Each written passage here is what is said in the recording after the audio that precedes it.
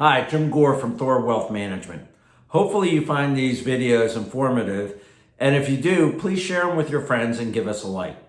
Today I want to talk about what's happening in the market here in the United States and show that there is some bifurcation that is happening.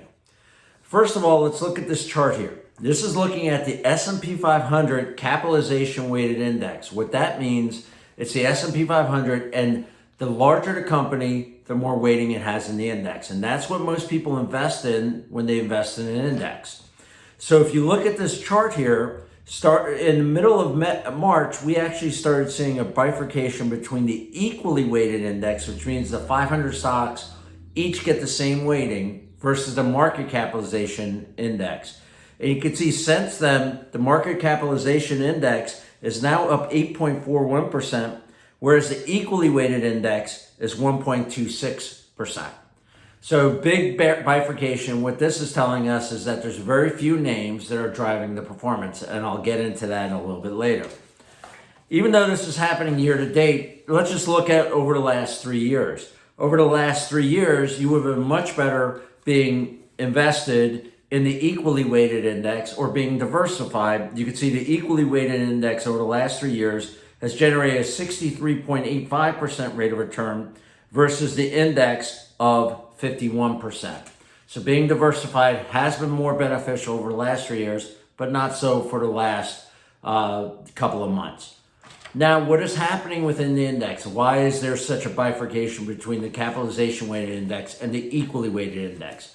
Well, this chart here is looking at 7 stocks that are really driving the performance of all the S&P 500. Now, keep in mind, this is not necessarily 100% accurate, but it's more for demonstration purposes. Why is it not necessarily accurate? Because the weighting that I'm using is the current weight, okay? It's different than what it was at the beginning of the year and what happened throughout the year. So, but you can see here that the largest weighted company is Apple. It's 7.4% of the S&P 500. So those individuals that put their money in the S&P 500 index, you can see that 7.4% of your portfolio is going into Apple. And if you have any concerns about what's happening in China, you should be well aware of the fact that a lot of your money is going to be in Apple, which could be very much impacted by any changes that happen within China. Then you look at Microsoft, Amazon, Alphabet, Nvidia, Meta, and Tesla. I have their weightings there, their current weights, their year-to-date returns, and then their impact on the index. So assuming that the weights, the current weights are what happened throughout the whole year-to-date, you can see that return comes up to 9.9%. You take out the 8.4% rate of return, it's basically saying the remaining 493 stocks are down.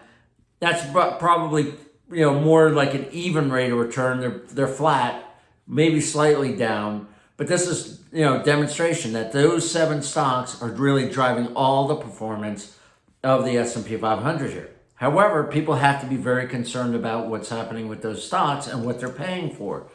Let's look at those valuations of those companies.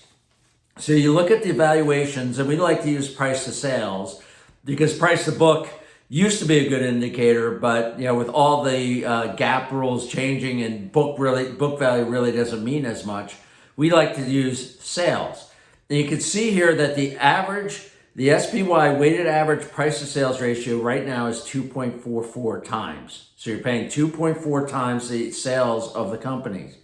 You can see all these companies are selling significantly higher except for Amazon. That's the only company that is selling below the price to sales. And some of them, like Nvidia, you can see you're paying 27 times sales. Now, we don't plan on selling at our company to outside forces. We're hoping to, have our younger people take over business from us in the future. But I got to tell you, if someone gives us 27 times sales, we're going to have to think very closely about selling off the firm. So these things are very highly priced. Now, keep in mind, this is sales, not earnings. So if you're paying 27 times the sales of the company, they got to pay all their expenses. The earnings are significantly less than their sales ratio here. So these top 7 companies are selling at a significant premium to the rest of the market. And you should be aware of that when you're buying it. Part of that premium has all come out because of this hype with artificial intelligence. Even though it's been around for a while, with Chat GPT being bought by Microsoft, there's a lot of hype. Everything is now artificial intelligence, and people are paying a premium for these stocks. So the S&P 500 Equally Weighted Index is pretty much only up a little bit over 1% year to date. And if you look at this chart, where are some of the other returns coming?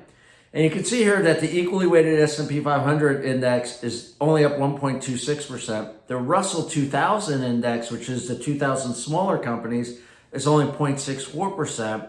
So this is saying in the United States that the average company really is flat, up just a little bit this year, not that great of returns.